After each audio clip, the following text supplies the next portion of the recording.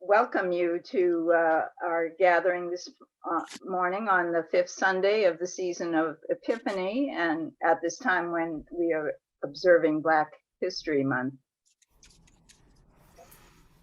Like you, I'm very disturbed to listen to news of what's happening in our cities, and it seems especially important and meaningful that we are able to gather as a community that is committed to justice and to love in the face of so much hatred that's being spewed by some of the demonstrators, not all the demonstrators, but and we are being called to continue to be a community that speaks out against injustice.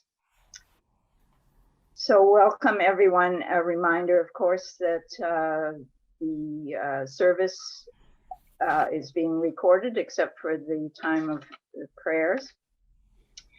And at any time, if you wish to turn off your camera or your audio, of course, and you will be muted during the song. So we welcome some visitors this morning.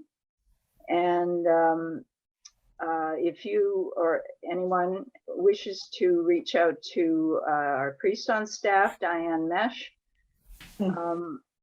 during the week, her contact information is up there for you. And please, if you're feeling distressed, please reach out to someone around you. We are a community. You know, I'm sorry if I interrupt that, but as a matter of fact, this morning I'm going to visit a friend that has just spent 10 years in prison. Mm. Right. And he's been having some problems, and you know, he has a family. Paul. He has a family, but he just needs some kind of support. And he's asked me to come up and talk to him, and I thought that was a wonderful thing. Good, that's great. And I think he all needs our prayers. Thank you. You can please pray for him during the time of the prayers. Yep, thank you. Okay, so we begin with our territorial acknowledgement, which Rena is going to read. We acknowledge that we are privileged and honored to be able to gather on the land of sovereign Indigenous nations wherever we are. The North Shore of Lake Ontario, where I am, has been the homelands of the Mississaugas or Mississauga of the Anishinaabe since time immemorial. The Anishinaabe made treaties with the Wendat and Haudenosaunee to live in peaceful coexistence within their diverse nations. We recognize the acts of genocide inflicted upon these nations by European invasion and acknowledge the complicity of our church and many others in the crimes that have been inflicted on Indigenous peoples. We recognize and offer gratitude for the ongoing leadership of the Anishinaabe and Haudenosaunee on this land who continue to contribute to the life of our communities in Trinity Square. May grace and peace be with you. And also with you. Together we pray. Creator God, be with us today as we gather to hear the words and witness those who supported their lives, making the world a better place for all. We give thanks, bear witness, and pray that we also follow the call to discipleship. Amen.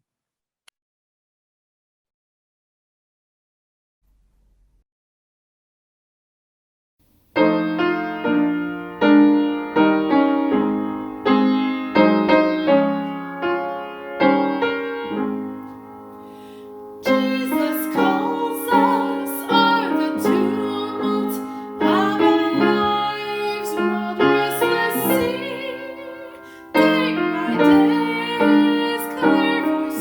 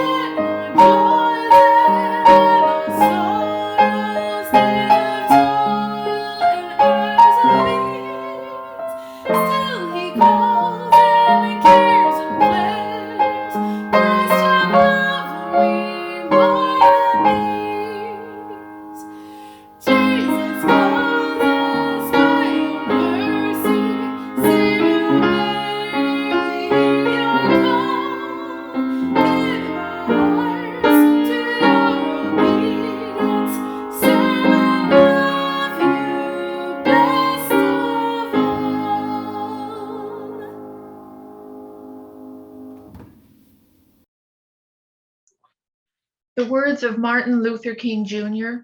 from his Palm Sunday sermon on Mohandas Gandhi and a sermon on April 3rd, 1968 in Memphis. One of the greatest tasks ever performed by Mahatma Gandhi was against untouchability, and Dr. Martin Luther King Jr. spoke about it. Beginning on the 21st of September at 12 o'clock, I will refuse to eat, and I will not eat anymore until the leaders of the caste system will come to be with the leaders of the untouchables and say that there will be an end to untouchability. And I will not eat anymore until the Hindu temples of India will open their doors to the untouchables. And he refused to eat. And days passed. Nothing happened. Finally, when Gandhi was about to breathe his last breath, and his body, it was all but gone, and he had lost many pounds, a group came to him. A group from the untouchables and a group from the Brahmin caste came to him and signed a statement saying that we will no longer adhere to the caste system and to untouchability. And the priests of the temple came to him and said, now the temple will be open unto the untouchables. And that afternoon, untouchables from all over India went into the temples, and all of these thousands and millions of people put their arms around the Brahmins and peoples of other castes. Hundreds and millions of people who had never touched each other for 2,000 years were now singing and praising God together. And this was the great contribution that Mahatma Gandhi brought about. And the final thing I would like to say to you this morning is that the world doesn't like people like Gandhi. That's strange, isn't it? They don't like people like Christ. They don't like people like Abraham Lincoln. They kill them. And this man who had done all of that for India, this man who had given his life and who had mobilized and galvanized 400 million people for independence, so that in 1947, India received its independence, and he became the leader of that nation. This same man, because he decided that he would not rest until he saw the Muslims and the Hindus together. They had been fighting among themselves. They had been in riots among themselves, and he wanted to set this straight. And one of his fellow Hindus felt that he was a little too favorable toward the Muslims, felt that he was giving in a little too much toward the Muslims. And one afternoon, he walked out to his evening prayer meeting. Every evening he had a prayer meeting where hundreds of people came, and he prayed with them. And on his way out there that afternoon, one of his fellow Hindus shot him.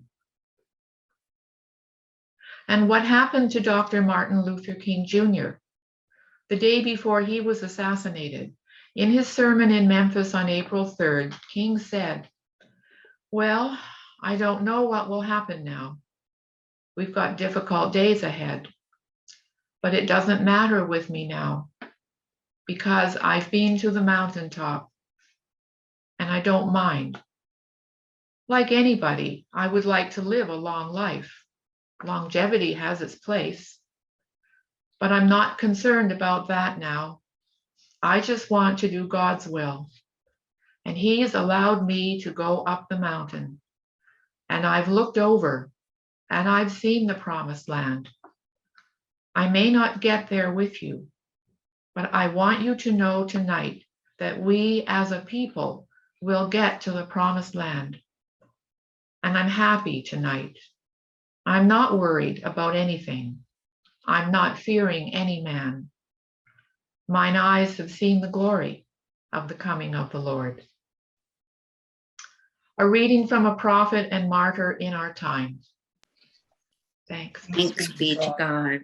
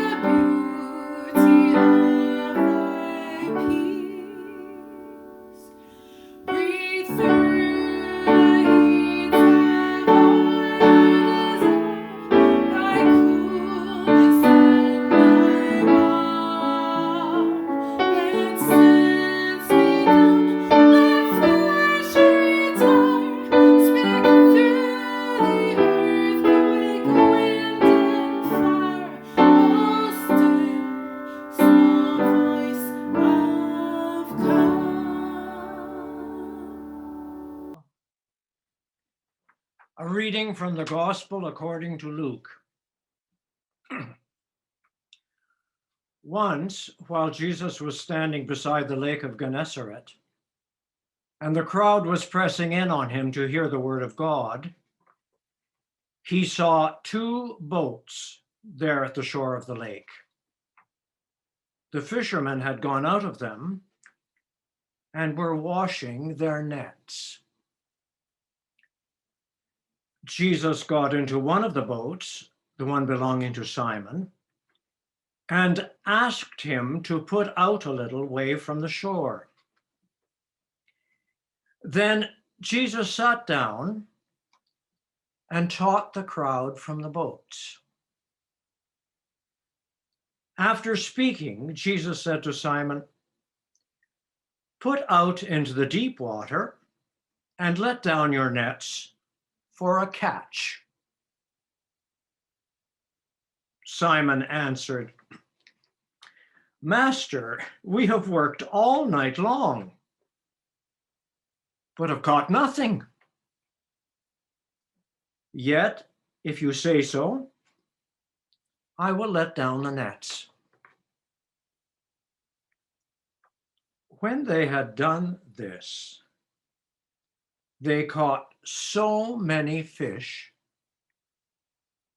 that their nets were beginning to break. So they signaled their partners in the other boats to come and help them. And they came and filled both boats so that they began to sink. But when Simon Peter saw it, he fell down at Jesus' knees, saying, "Go away from me, Lord, for I am a sinful man." For he and all who were with him were amazed at the catch of fish that they had taken. And so also were James and John, sons of Zebedee, who are partners with Simon. Then Jesus said to Simon, "Do not be afraid. From now on, you will be catching people." When they had brought their boats to shore, they left everything and followed Jesus. The good news according to an ancestor in the faith. Thanks. Thanks be to God.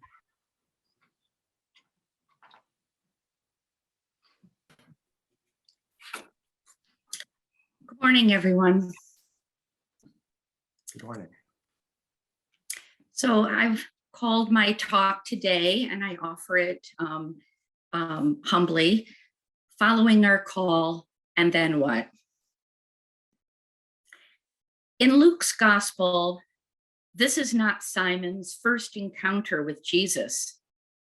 Jesus had already been to Simon's home in Capernaum and had healed his mother-in-law. This sequence is different from the other gospel accounts of the calling of Simon Peter. Simon had been fishing all night with no success, then working from the early morning hours cleaning his nets. He must have been exhausted and looking forward to going home and getting some sleep. Amazing, really, that Jesus got into Simon's boat and asked him to put out a little way from the shore. Maybe he felt grateful for the healing of his mother-in-law, or maybe he sensed the importance of this ask. For some reason, Simon says yes. Luke doesn't tell us what Jesus taught the crowds from the boat that morning. The focus is on what follows. Jesus tells Simon to put out into the deep water and let down his nets for a catch. Simon obviously believes this will be futile. He is a professional fisherman after all.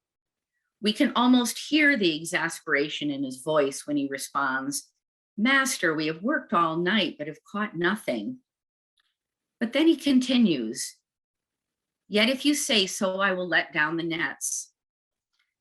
We know what happens next. Nets so full of fish that they begin to break, boats so full of fish that they begin to sink. Seeing what is happening, Simon is overwhelmed with fear and wonder, sensing that he is in the presence of divine power. He falls down at Jesus' knees and begs him, "Go away from me, Lord, for I'm a sinful man."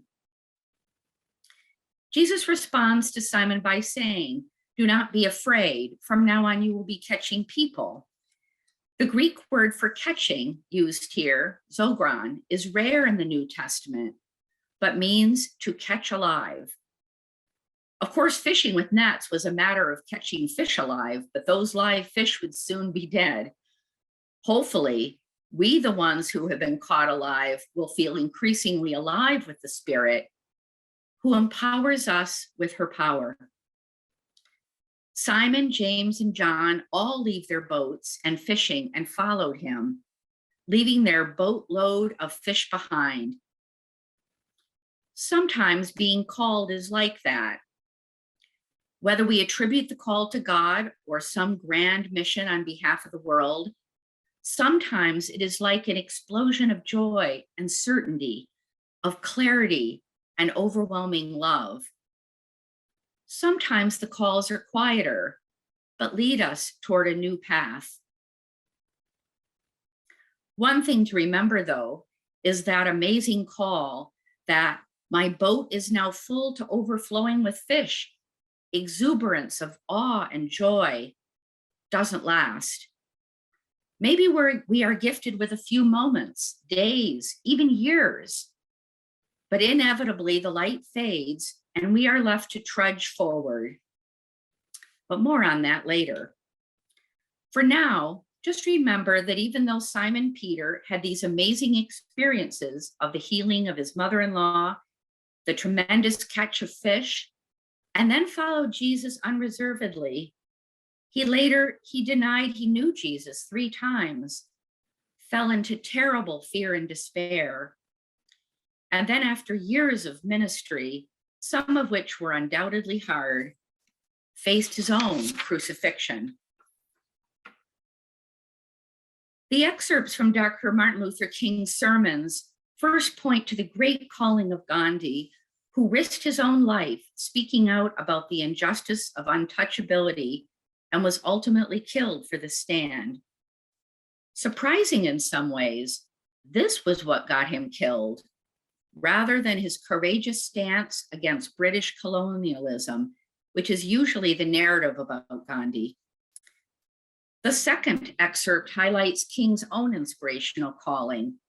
Dr. King, who against all odds, death threats, a knife attack that nearly ended his life, his house bombed, the FBI hounding him, courageously kept pointing out injustice in all its forms: racism, discrimination, voter rights, and later in his life, both capitalism and militarism. He remained true to his calling of nonviolence, risking his life every single day. He did so passionately, eloquently, and with tremendous power and clarity. But like Jesus on the cross, Simon Peter, as he denied he knew Jesus, Dr. King had many dark moments of doubt and despair. As we have all heard many times, bravery isn't being unafraid in the face of danger. It is doing the right thing in spite of being terrified. We can feel in our heart and in our bones that we are making a choice with full certainty and with our whole being that we are being called to follow a path. But this doesn't have to be by becoming a great leader for justice as Gandhi, Martin Luther King, Simon Peter, and Jesus, and many were and are. But this could be in our own more ordinary lives. Sometimes each of us finds we are wrestling with a big decision. Sometimes we have to make a decision when we aren't sure it's the right one. But most of us have had some big decisions that are answers to what we could say is a true call. It could be choosing a life partner, having children, accepting a job, choosing to go back to school, even moving to a faraway land in answer to a certainty, a call. And sometimes we ride the wave of certainty for a while, the exhilaration of choosing a path that we just know is right for us, the joy of finding what our life's purpose is, or at least that part of it that has meaning. And then we find ourselves plodding through school or putting up with the inevitable boredom, crises, and politics, unfortunately, of most workplaces. It could be dealing with sickness and poverty, deaths of loved ones, loss of a marriage, friends, even the very meaning we felt so strongly previously. Facing the inevitable hard times we all have to go through. Our getting ahead doesn't necessarily mean a job with a higher wage, but work in all its forms where we feel we can make a difference, one we're proud of. For the lucky few, we might find ourselves in a job that we could only have dreamed of, one that matches our values and skills, one we know is what we are born to do. And yet, even then, with the choice made, the goal reached, we find ourselves in a dark place, struggling to hold on to hope. A marriage that fails, a child who needs special help that isn't available, a job that is grueling at best and absolutely overwhelming at worst. Feeling alone and afraid and wondering what happened. Why is it at times we all think we can find the plateau where life is easy and comforting, where what we do has meaning, where we feel fulfilled and respected even? And look where Simon Peter and Jesus ended up, and Gandhi and Martin Luther King Jr., and countless people all around the world, everyone really, where we are blessed with moments of peace and joy, and then the inevitable struggles come that are part of life's journeys. Reading Dorothy Day's books showed life among the poor of New York City was anything but easy. And though she was called to live in community, she called love and action a harsh and dreadful thing compared to love and dreams. But what is the alternative? Our lives on this planet are so short, really. I look around this Zoom room and I see the most incredible group of people. Whenever I hear one of you talk about your life as you've lived it, I feel such immense gratitude to know each and every one of you. All of us in our own way have tried to live lives of integrity. We have faced grief and disappointment and have continued to try to choose paths of compassion and meaning. I wish I had the exuberance and certainty to leave my nets full of fish and to follow the path, to follow Jesus as Simon Peter did. The willingness to sacrifice everything, to call attention to the injustices and brutality toward the untouchable caste that Gandhi did, and later hold fast to the demand for all fighting to cease, for nonviolence to descend between Hindus and Muslims, and then face terrible violence from their British overlords. The fearlessness exhibited by Dr. King, who continued to speak out as the threats to his life grew more numerous, even facing death with joy. The courage to be ourselves and to follow our call, knowing that it won't be easy. I remember one morning about 5 a.m., descending the steps to the Catholic worker soup kitchen to put on the big urn of coffee for the morning lineup. We'd had several serious fights between guests and in the last few shifts, and I had been feeling terrible fear about facing another day of fighting. Crack had just hit the streets of Boston, and the line was often jumpy with irritable, cold, and hungry men, high or already partway drunk. This had been my call, right? Working with the homeless, trying to live poverty or at least simplicity well, stepping out of the capitalist rat race, making a difference in a small way. And here I was terrified as I sat down on the last step and cried that I was just too cowardly to face breaking up another fight. I asked God to help me. I didn't know how to go on. I felt like I was being asked to put out into deep water. After a few moments, I actually felt the fear lift from me. And I stood up and knew that somehow I could do it, that I wasn't doing this alone, and that the Spirit was empowering me. There was only one fight that shift, and I wasn't afraid that week or for several shifts afterwards. And when I was afraid, I never faced terror like that I had that morning. Was that in a small way how Jesus felt in the Garden of Gethsemane when he asked for the cup to be taken from him, but then offered to continue with his path, his call? Every parent faces more than once the moment of terrible doubt that will we ever be a good parent?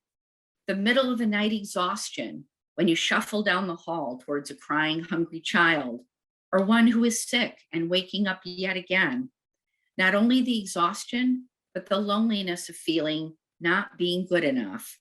Or other people are good parents. Why don't I have not even a scrap of compassion left in me to comfort one more time when you just want to go back to sleep? The nights when you realize your idealization of being the perfect mom you always wanted to be was an illusion, and each of us just do the best we can. None of us are perfect. None of us parent perfectly. There are times of great suffering when our child dies or struggles with a disability and society closes the door on them, or our marriage is torn apart and we witness the suffering this causes our children. Sorry about the clock in the background here. I hope you can still hear me. So we know that even after we have received a call, whether it be a small decision or a life-altering big decision, we know there will be hard times, and it may even end up in metaphorical crucifixion. How do we keep going? How to remain true to this calling or know when it is time to regroup and follow a new call? Sometimes I think in this busy world, we need to slow down and take some time to both reach out to others, whether it be to a trusted family or friend or wise individual, or take some time for silent reflection, prayer, or meditation to become grounded enough to hear the wisdom and the answer coming from deep within or from our Creator God. Our world is so noisy and busy, it is easy to become battered by a cacophony of voices. There's a reason Jesus would often go off into the desert or a quiet place to pray, why Gandhi would isolate and fast and pray, why Martin Luther King would rest and gather with his trusted fellow civil rights activists. How do we listen for the answer when we are in a dark place after following our path, finding ourselves feeling empty and hopeless? I have experienced times when a time of rest and retreat has led me to a renewed sense of purpose and meaning, realizing I just needed to step back into refreshment and gratitude. But I've also experienced times when the silence and grounding led me to change direction. It is tempting somehow to think the path we were on was wrong, but I have come to believe that a path could be right at one time of our life, but isn't necessarily right for the rest of our lives. This is where discernment comes in. And sometimes discernment doesn't involve a lightning bolt of certainty. Sometimes it is a small little voice, a nudging voice of an alternative we hadn't thought of, the quiet assurance that it is time to listen to where the Spirit is now telling us to go. When do we keep going, and when do we need to listen to what next? I wish I could say I've figured this out, but I'm still mired in my own dark night of the soul, both in my work and sometimes with my adult children and their troubles. But I can say that I'm listening carefully to the wise counsel of friends and listening carefully to what emerges in my heart when I ponder the question, am I on the right path, even though the way is very hard and full of suffering? Or is the way hard because I need to look for the signs to follow a new path, or to make some decisions to give me the strength to keep going? We are called to joy and gratitude, to meaning and purpose. And though the road may be challenging, we need to find the hidden or inner meaning that echoes the words of Martin Luther King. Because I've been to the mountaintop and I don't mind. Like anybody, I would like to live a long life. Longevity has its place. But I'm not concerned about that, no.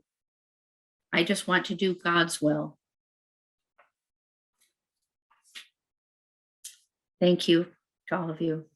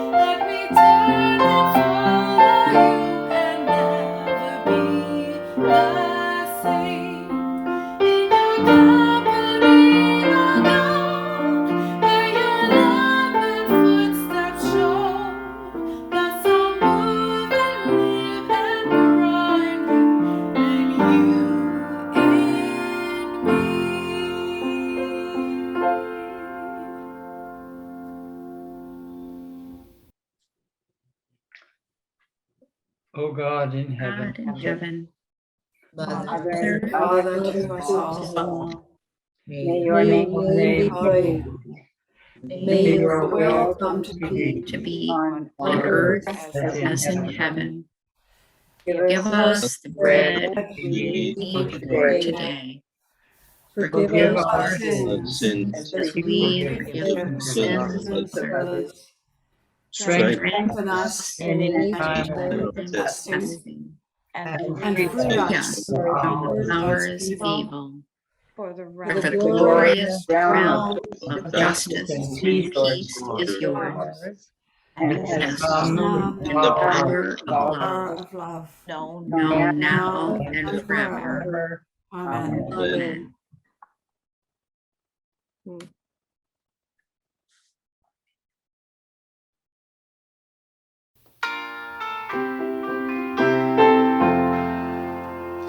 We are marching in the light of God. We are marching in the light of God.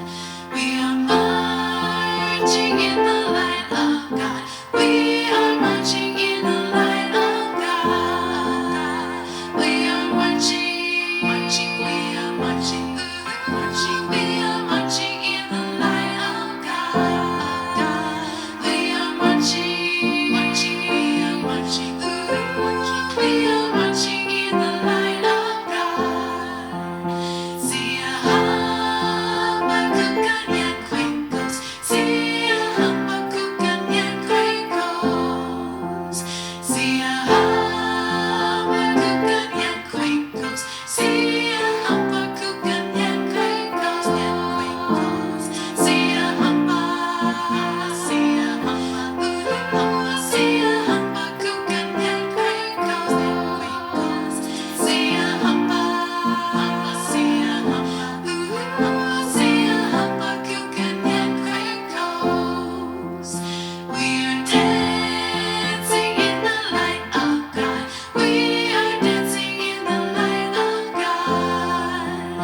We are dancing in the light of God. We are dancing in the light of God. We are dancing, dancing, we are dancing, dancing, we are dancing in the light of God.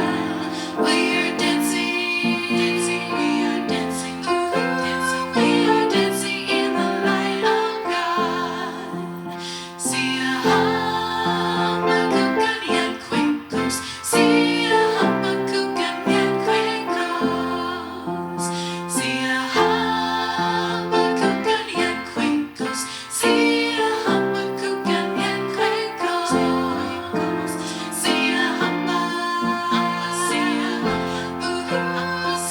habakukan yang kwengkos, siya hamba, siya habakukan yang kwengkos. We are singing in the light of God. We are singing in the light of God. We are singing in the light of God. We are singing in the light of God. We are singing, singing, we are singing, singing, we are singing in the light of God.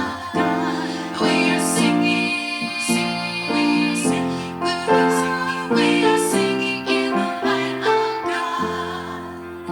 We are praying in the light of God. We are praying in the light of God. We are praying in the light of God. We are praying in the light of God. We are praying, praying, we are praying, we are praying in the light of God. We are praying, praying, we are praying, we are praying in the light of